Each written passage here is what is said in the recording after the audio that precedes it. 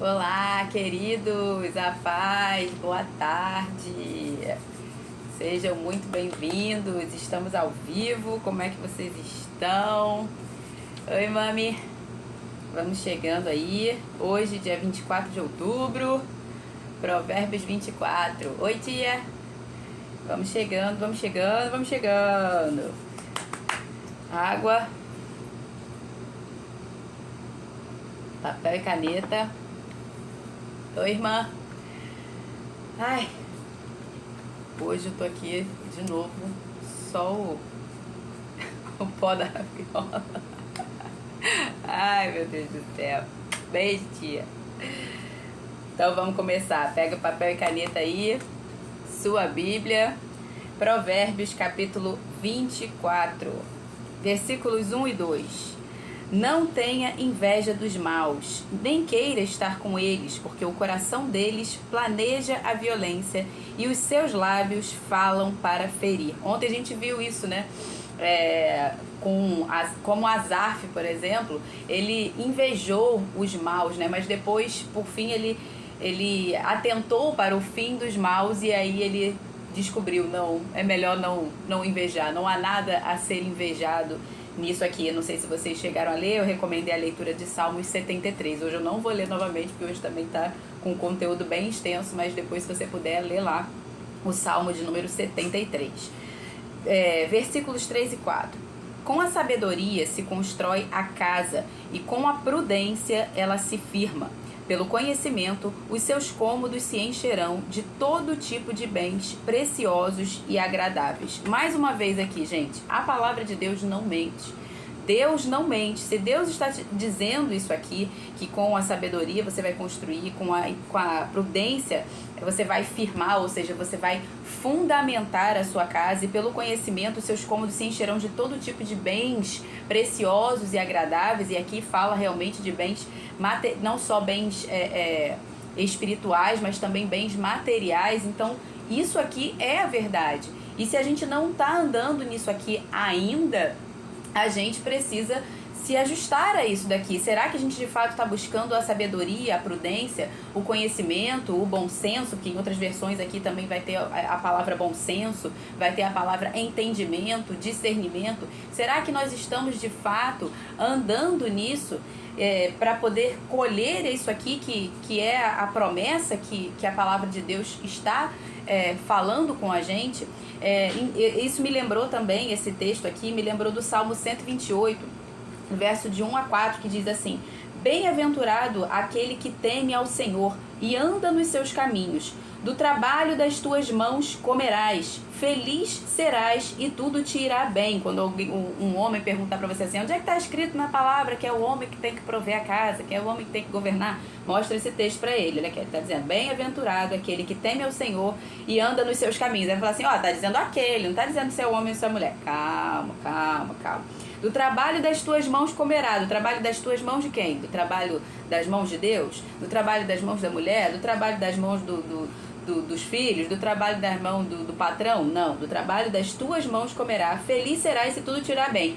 E a tua mulher? A mulher, onde é que está a mulher nessa história aqui, ó? Sua esposa no interior da sua casa. Ou seja, a mulher fica dentro de casa, sendo cuidada, cultivada, protegida, como a videira frutífera. Sua esposa no interior da sua casa será como a videira frutífera. E os filhos? Teus filhos como rebentos da oliveira à roda da tua mesa. Eis como será abençoado o homem que teme ao Senhor. Então, quando algum homem te perguntar assim, onde é que está escrito que é o homem que tem que prover? Tá aqui, ó, Salmo 128, 1 a 4, reclama com Deus, reclama com Davi, tá? Tá escrito aqui, e não é só aqui, obviamente, né? Esse é o padrão, é o princípio estabelecido por Deus para a família, o homem provendo. E o temor do Senhor, ele está falando aqui, bem-aventurado, eis como será abençoado o homem que teme ao Senhor, ou seja, ele vai prover a sua casa, do trabalho das próprias mãos ele vai prover a sua casa, o sustento da sua família, ele vai comer do trabalho das suas próprias mãos. tudo irá bem, ou seja, prosperidade em todas as áreas da sua vida. Tudo irá bem quando? Quando está tudo ordenado. E ele fala aqui no final: eis como será abençoado o homem que teme ao Senhor. E a palavra fala que o temor do Senhor é o princípio do quê? Da sabedoria.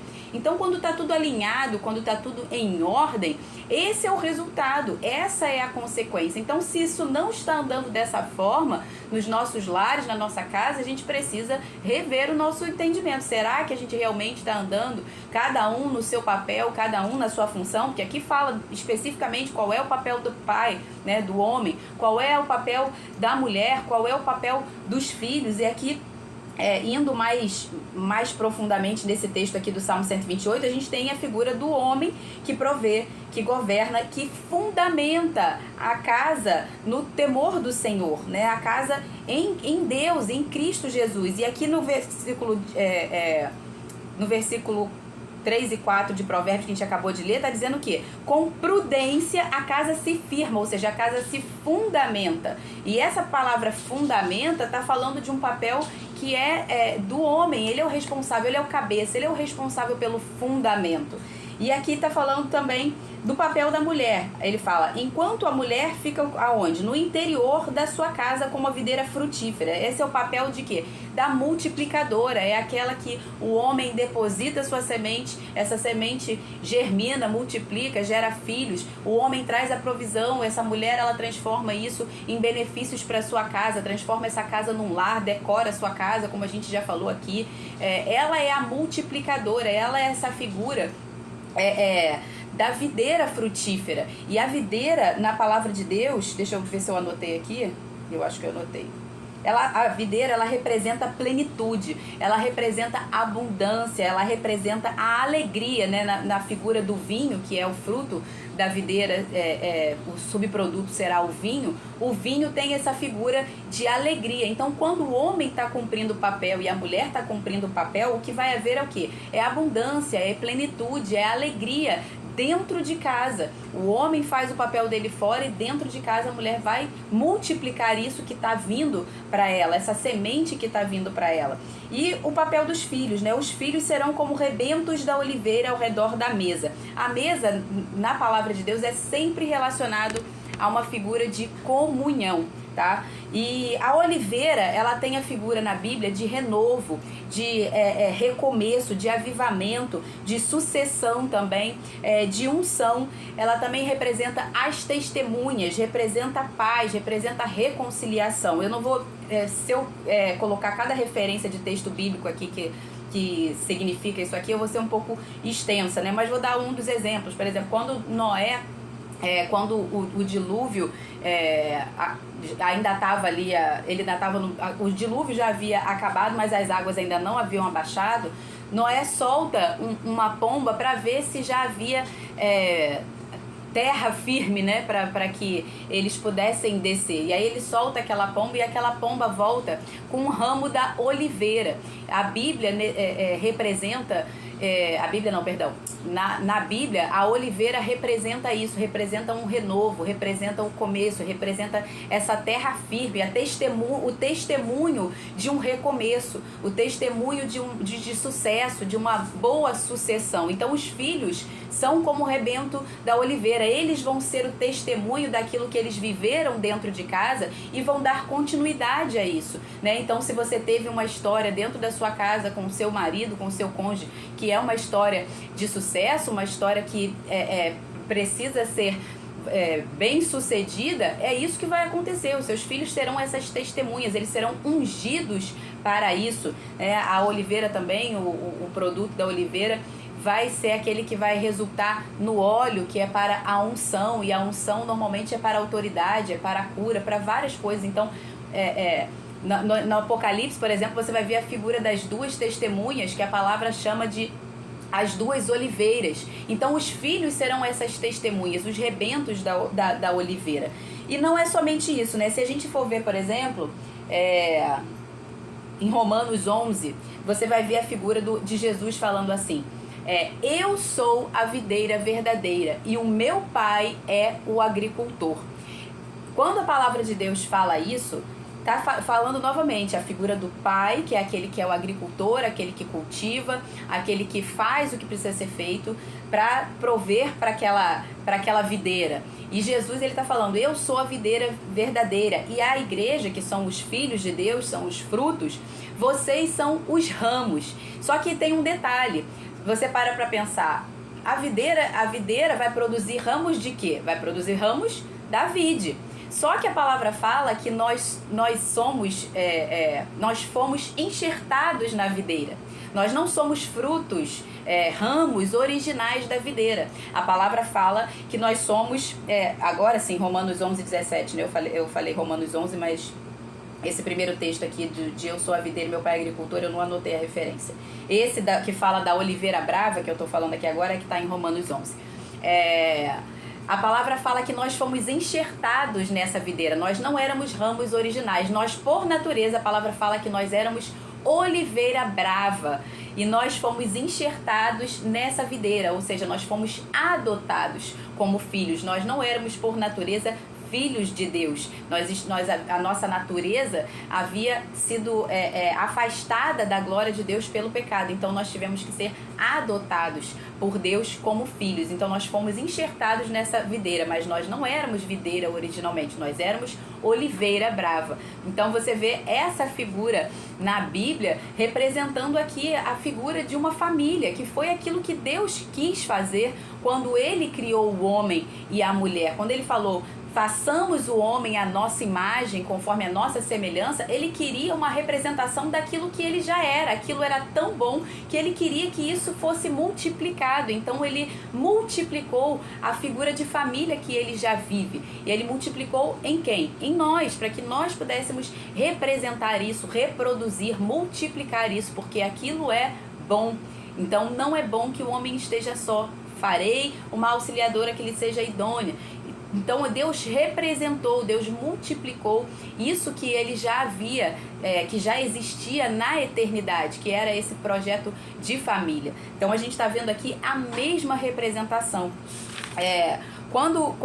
Então a gente percebe que esse é o plano de Deus para nós, né? Assim como Cristo, como Deus é o cabeça de Cristo e Cristo é o cabeça da igreja, da mesma forma na família. Cristo é o cabeça do homem e o homem é o cabeça da mulher. Quando tudo isso está em ordem, cada um cumprindo o seu papel de maneira bem estabelecida, com sabedoria, com prudência, com entendimento, com bom senso, como a gente vai ver aqui, como a gente está vendo aqui em Provérbios 24, 3 e 4, o resultado vai ser o quê? Família bendita do Senhor. O resultado vai ser todos os cômodos da casa se enchendo com bens agradáveis e deleitosos. Por quê? Porque o papel de cada um está em ordem, a unidade, cada um está fazendo aquilo que foi chamado para fazer, tá? Então, quando a gente se agrada dessa vontade do Senhor, o resultado vai ser esse, vai ser as bênçãos do Senhor. A palavra fala, agrada-te do Senhor e Ele satisfará os desejos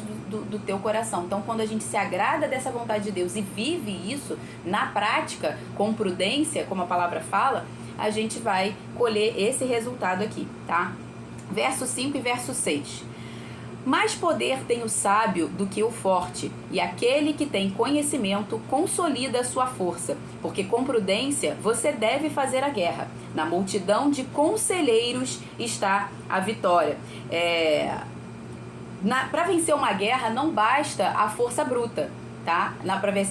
A força bruta sozinha ela não vence a guerra. O que vence uma guerra de fato é a sabedoria, é a estratégia de guerra que está sendo montada. Então é muito mais forte aquele que é sábio do que aquele que é robusto, né? Então precisa entender isso, que a sabedoria é o que vai te fazer ter sucesso em todas as áreas da sua vida, seja numa guerra, seja na família, seja na saúde, em todas as áreas. O livro de sabedoria é basicamente isso.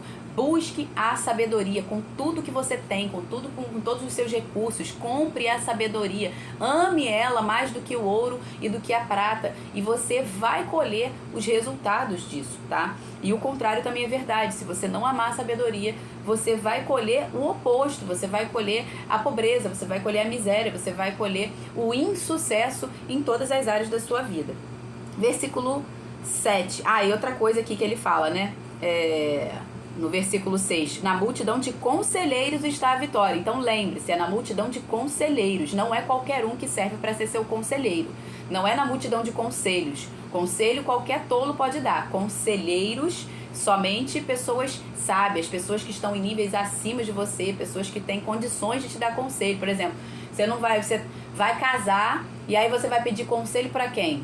Para uma solteira? Não, você vai pedir conselho para uma pessoa casada. Você quer saber conselhos sobre filhos? Você vai pedir conselho para alguém que não tem filho? Não, você tem que pedir conselho para alguém que tem filhos. E de preferência pessoas que estão criando seus filhos em princípios e tendo uma vida e uma família que você olha e você fala, não, isso aqui é o que eu tenho, é o que eu quero para mim. É isso aqui que eu tenho como um bom modelo a ser imitado. Então eu vou pedir conselho a essa pessoa. Né? Não vai pedir conselho para quem está vivendo completamente errado em todas as áreas da sua vida. Isso não faz o menor sentido, tá? Versículo 7. A sabedoria é elevada demais para o insensato. No tribunal, ele não abre a boca. Na versão VFL, tá mais fácil de entender, que tá escrito assim: a sabedoria está fora do alcance do insensato. Quando se discute assuntos importantes, ele não sabe o que falar. Por quê? A boca fala do que está cheio o coração. Se ele abrir a boca para falar, ele vai falar o quê? Insensatez, vai falar tolice. Então, é melhor ele ficar calado, porque ele não vai nem saber o que falar numa situação dessa, tá? Versículo 8 e 9.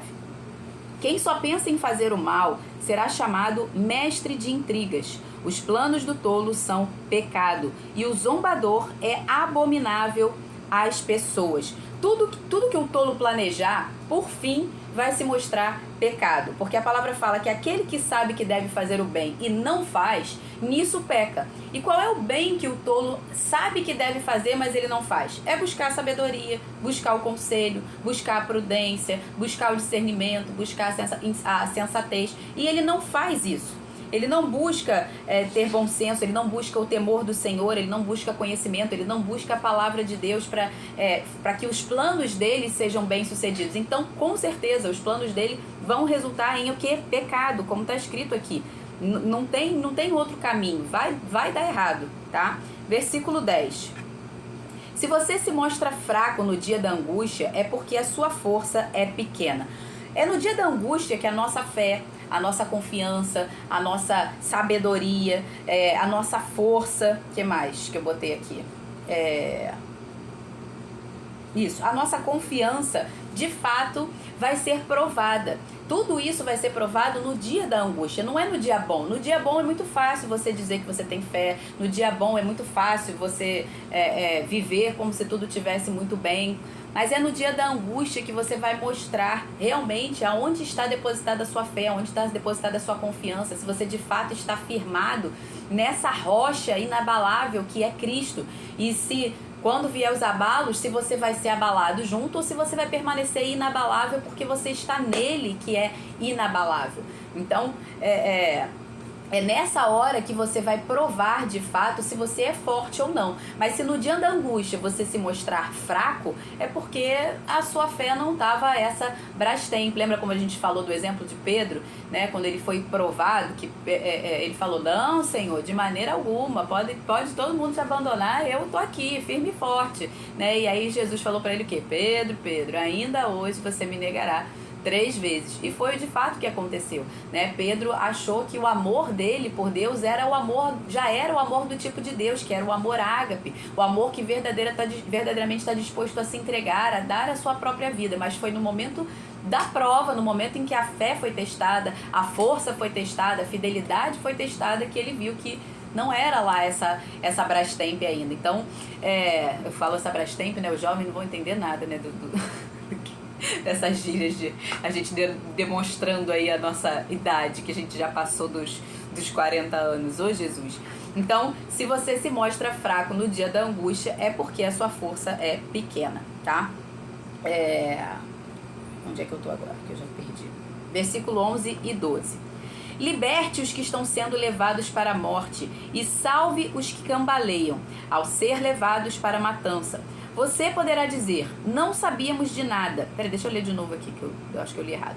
Liberte os que estão sendo levados para a morte e salve os que cambaleiam ao ser levados para a matança. Você poderá dizer, não sabíamos de nada. Mas será que aquele que pesa os corações não o perceberá? Aquele que atenta para a sua alma não ficará sabendo? E não pagará ele a cada um segundo as suas obras? Aqui está falando sobre a questão do pecado de omissão. Mais uma vez, aquele que sabe que deve fazer o bem e não faz, nisso está pecando. Quando ele está falando aqui, liberte os que estão sendo levados à morte, ele está falando de quê? Pregar o evangelho. Vamos botar assim, no nosso contexto hoje, né? É o quê? Pregue o evangelho, porque a palavra fala que nós somos os atalaias, a figura do atalaia. O que é essa figura do atalaia? Vamos lá em Ezequiel, capítulo 33, versos 7 a 9, que diz assim: quanto a você, filho do homem, Deus falando, eu o constituí por atalaia sobre a casa de Israel. Portanto, você ouvirá a palavra da minha boca e lhe será dado... Deixa eu ler um pouquinho antes para você saber o que é atalaia, o que é a figura do atalaia aqui. No versículo 1 que eu vou ler. A palavra do Senhor veio a mim dizendo, filho do homem, fale com os filhos do seu povo e diga-lhes, quando eu fizer vir um exército inimigo sobre uma terra, se o povo dessa terra escolher um homem do meio deles e o constituir por seu atalaia, né? O atalaia é aquele que ficava nos muros. Talvez você já tenha passado num lugar que seja de área militar e tenha visto umas cabinezinhas que ficam em cima dos muros e ali fica o soldado, ou pelo menos deveria ficar, né? Aqui no Rio de Janeiro você nem vê aquilo ali, mas deveria ficar ali. Aquilo é a figura do atalaia, é aquele que avistava quando o inimigo estava vindo e tocava a trombeta para poder avisar para todo o exército, para toda a cidade, para se preparar, porque o inimigo estava vindo para poder combater. Então, essa era a figura do atalaia. Aí, dito isso, para eu não ler tudo de novo aqui, para não ler, ficar muito extenso, eu vou começar a ler do 7 mesmo. Quanto a você, filho do homem, eu o constituí por atalaia sobre a casa de Israel. Portanto, você ouvirá a palavra da minha boca. E aqui ele está falando espiritualmente, tá? Ele não está mais falando naturalmente. Portanto, você ouvirá a palavra da minha boca e lhes dará aviso da minha parte. Se eu disser ao ímpio que ele certamente morrerá e você não falar para advertir o ímpio do seu mau caminho, esse ímpio morrerá na sua maldade, mas você será responsável pela morte dele. Mas se você falar ao ímpio para avisar do seu mau caminho, para que ele se converta, e ele não se converter do seu mau caminho, esse ímpio morrerá na sua maldade, mas você terá salvo a sua vida, ou seja, esse sangue não recairá sobre você. É exatamente o que está falando aqui. Liberte os que estão sendo levados à morte e salve os que cambaleiam ao ser levados para o dia da matança, ou seja, fala, avisa, prega a palavra, pregue o evangelho para essas pessoas que estão perecendo, que ainda não conhecem a Jesus. Por quê? Você não vai poder dizer assim, mas eu não sabia de nada, eu não sabia que eu tinha que pregar. Você já sabe qual é a sua missão, você já sabe aquilo que Jesus deixou para você. Ide, pregai o evangelho a todas as nações, fazei discípulo de todas as nações. Essa é a sua missão. Ele te deu o ministério da reconciliação. E quando você faz isso, ele está falando aqui, se você fala, não, mas nós não sabíamos de nada. Será que aquele que pesa os corações não perceberá que você sabia, mas na verdade você está se omitindo? Aquele que atenta para a sua alma não ficará sabendo e não pagará a cada um segundo as suas obras, ou seja, o sangue dessas pessoas não vai recair sobre você pela sua omissão, porque você sabia que deveria fazer o bem e não está fazendo. Foi aquilo que veio ao meu coração.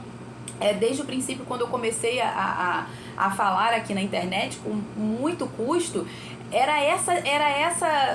esse como é que eu vou dizer assim, esse clamor dentro do meu coração. Eu não posso me calar. Aquilo que eu recebi, eu preciso falar. E eu preciso falar não só aos meus, não só aos da minha própria casa, porque eu já fiz isso, aqueles que eu tinha que falar do evangelho dentro da minha casa, dentro da minha família, eu já fiz isso, mas é para ir além. Eu não posso ficar só dentro da minha casa, porque a palavra fala, ide pregar o evangelho na Judeia, Samaria, Jerusalém e até os confins da terra. Os confins da terra é onde? Aqui na internet, ó. Tô aqui nos confins confins da terra agora. Jerusalém, Judéia e Samaria, eu já havia pregado. Agora eu estou pregando aonde? Eu estou pregando aqui, nos confins da terra. O confins da terra é o Instagram, é o Facebook, é o YouTube. Isso aqui é os confins da terra. Então eu estou aqui nos confins da terra, pregando, fazendo o que eu preciso fazer. Por quê? Porque é a minha missão, é aquilo que todo cristão, todo aquele que recebeu a Cristo como Senhor e Salvador, não é uma missão minha, é uma missão de todo aquele que recebeu a Cristo como Senhor e Salvador. Pregue a palavra, tire, livre da morte aqueles que estão indo para a morte, aqueles que estão caminhando para a morte, caminhando para o inferno. Senão o sangue deles vai ser requerido das suas mãos. A sua boca fechada está matando pessoas, está fazendo com que pessoas caminhem para a morte e para o inferno. E você vai ser responsabilizado por isso. Então, fale, pregue o evangelho na Judéia, Samaria, Jerusalém e até os confins da terra. Não deixe de pregar o evangelho, não fique com a sua boca fechada, tá? Inclusive aqui, cadê? Onde é que eu tô? Não, é isso mesmo. Agora vamos para 13 e 14 aqui. Daqui eu já concluí. Versículo 13 e 14. Meu filho, coma mel porque é saudável, e o favo porque é doce ao seu paladar. Saiba que assim é a sabedoria para a sua alma. Se você a encontrar, haverá um futuro, e a esperança não será frustrada. O oposto também é verdade. Se a gente for parar aqui para pensar, o oposto seria o quê? Meu filho, coma, na segunda parte, né? Saiba que assim é a sabedoria para a sua alma, né? Quando você não come da sabedoria, vou colocar assim, né? O oposto aqui. Quando você não desfruta da sabedoria, não busca a sabedoria, não come dela, o que vai acontecer? Você não vai encontrar um bom futuro, ou seja, não haverá um bom futuro, e a sua esperança vai ser frustrada. Quando você não buscar a sabedoria, quando você não provar da sabedoria, não haverá futuro e não haverá esperança para você. E em Jeremias 29, 11 a 14, diz o que? Eu acho que eu marquei. Jeremias 29, 11 a 14. Na parte A diz assim: eu é que sei que pensamentos que tenho sobre vocês, diz o Senhor, são pensamentos de paz e não de mal, para lhes dar um futuro e uma esperança. Então vocês me invocarão, se aproximarão de mim em oração e eu os ouvirei. Vocês me buscarão e me acharão quando me buscarem de todo o coração. Serei achado por vocês, diz o Senhor, e farei com que mude a sorte de vocês. Então, quando o nosso entendimento, a nossa vontade se alinha com a vontade de Deus, buscando aquilo que Ele tem para nós, aquilo que Ele requer de nós, que é busque a sabedoria, quando nós nos alinhamos ao padrão, ao plano dele para nós, o que vai haver? Futuro e esperança, porque essa já é a vontade dele para nós. Ele está falando aqui: eu é que sei que pensamentos que tenho a vosso respeito, pensamentos de paz e não de mal, para vos dar um futuro e uma esperança. Mas quando você rejeita a sabedoria, o que você colher vai ser o contrário, vai ser uma esperança frustrada, não vai ser um bom futuro. Entende? Então, por isso que o oposto aqui, a gente sempre tem que meditar também no oposto das coisas que estão sendo prometidas aqui na palavra. Versículo 17 e 18. Quando seu inimigo cair, não se alegre, nem se regozije o seu coração quando ele tropeçar, para que o Senhor não veja isso e se desagrade e desvie do inimigo a sua ira. Deus criou todo homem à sua imagem e semelhança. A gente já viu um texto semelhante aqui em provérbios anteriores. Deus criou todo homem, toda mulher à sua imagem e conforme a sua semelhança. Cristo Jesus, ele deu a vida por cada ser humano, homem e mulher, de toda tribo, raça, língua, povo, nação, não importa. Deus criou todos nós. Então, quando a gente zomba uns dos outros, a gente, além de estar, novamente, né? Vou falar novamente o que eu falei nos provérbios anteriores. Além da gente estar indo contra o mandamento que o próprio Jesus estabeleceu, que é amarás o teu próximo como eu vos amei, a gente está zombando da criação do próprio Deus e daquilo que Jesus fez na cruz. Então isso é muito sério. Então quando a gente se alegra e zomba da queda do outro, quando a gente se regozija quando vê alguém tropeçar, isso é antinatural, isso é abominação ao Senhor, porque não faz sentido. Como é que eu vou dizer que eu amo a Deus a quem não vejo, se eu tô me agradando, me alegrando com o mal do outro, a quem eu tô vendo, que é a imagem e semelhança de Deus, para alguém por quem Jesus morreu, deu a sua própria vida. Então isso não faz sentido, tá? Deixa eu até ver aqui. Tá. E a vontade do Senhor não é que ninguém pereça. A palavra fala que a vontade do Senhor é que todos se arrependam e cheguem ao pleno conhecimento do Filho de Deus. Essa é a vontade de Deus. Deus não tem prazer na morte do ímpio. A palavra fala que Deus não tem prazer na morte do ímpio. A palavra fala que Deus tem prazer na morte do justo. Por que Deus não tem prazer na morte do ímpio? Porque o ímpio, se ele morrer, ele vai morrer na sua impiedade e ele vai permanecer eternamente separado de Deus, eternamente longe da presença de Deus. E Deus não quer isso. Deus quer que ele se arrependa. Por quê? Para que quando chegue o dia da sua morte, ele possa estar com Deus. Por que Deus tem prazer na morte do justo, na morte daqueles que creem em Cristo e já entregaram sua vida? Porque o justo vai voltar para casa, vai voltar para estar com o Pai eternamente.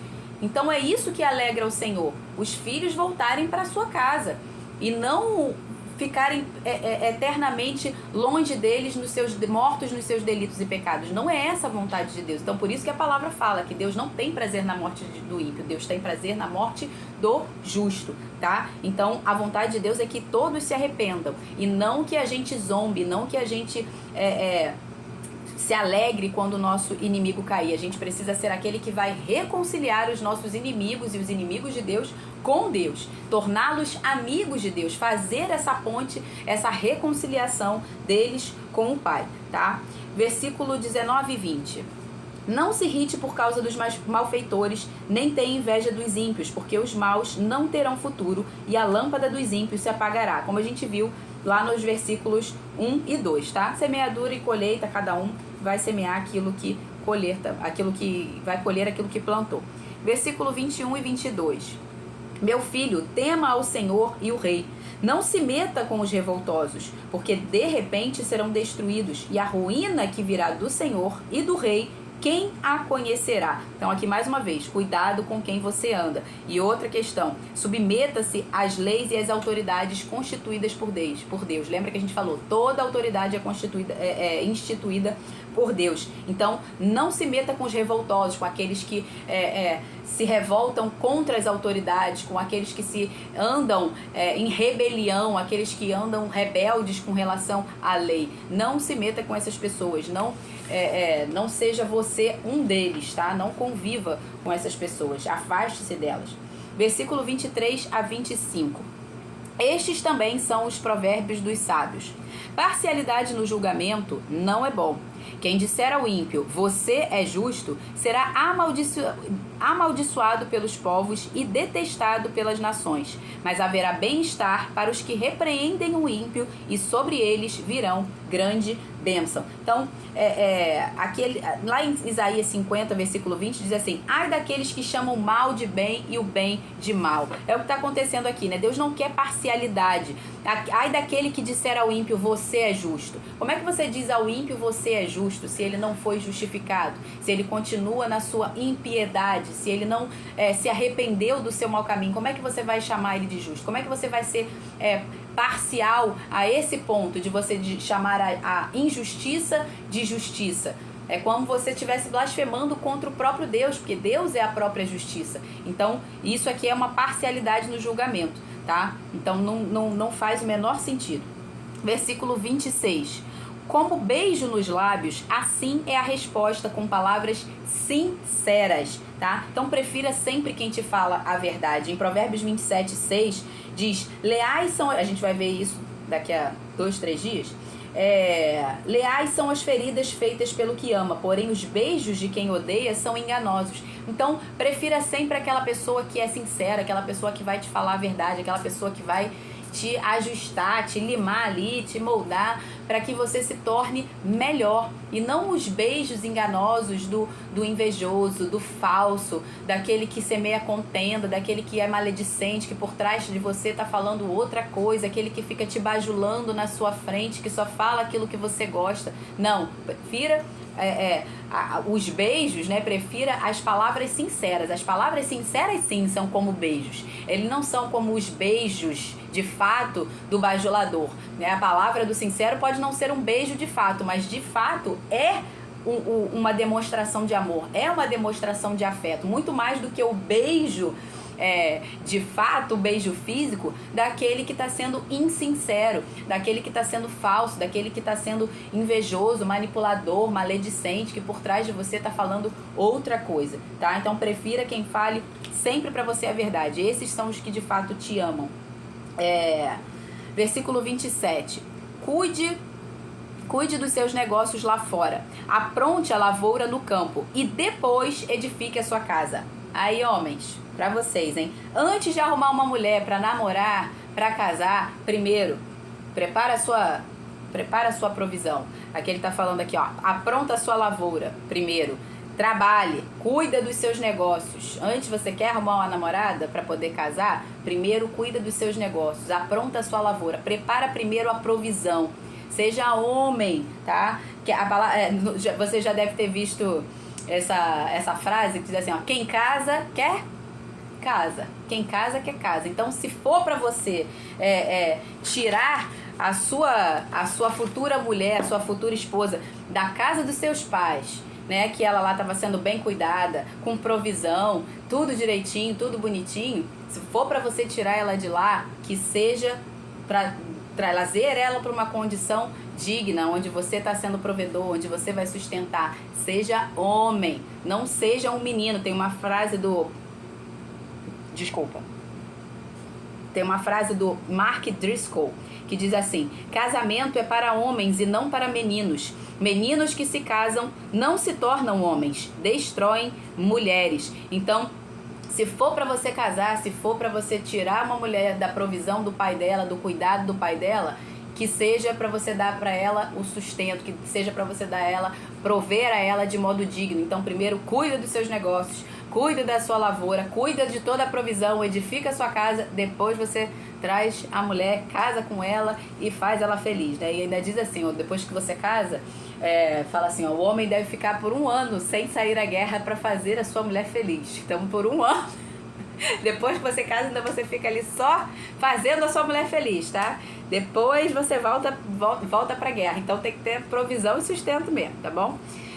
Versículo 28 e 29. Não testemunhe sem motivo contra o seu próximo, nem o engane com os seus lábios. Não diga, vou fazer com ele o mesmo que ele fez comigo. Pagarei a cada um segundo as suas obras. Aqui tá falando de algo que a pessoa quer retribuir, uma vingança, um mal que a pessoa quer retribuir. Só que a palavra fala que ao Senhor pertence a vingança. Ele retribuirá. É Ele que faz com que a semente frutifique. É Ele que vai dar a cada um a colheita daquilo que cada um plantou. Então não seja você a querer se vingar, não seja você a querer fazer justiça com as suas próprias mãos, porque você não é um juiz justo, tá? Deus, Ele é o justo juiz. Ele é que vai dar a devida vingança, a devida colheita para cada um, conforme as suas obras, tá?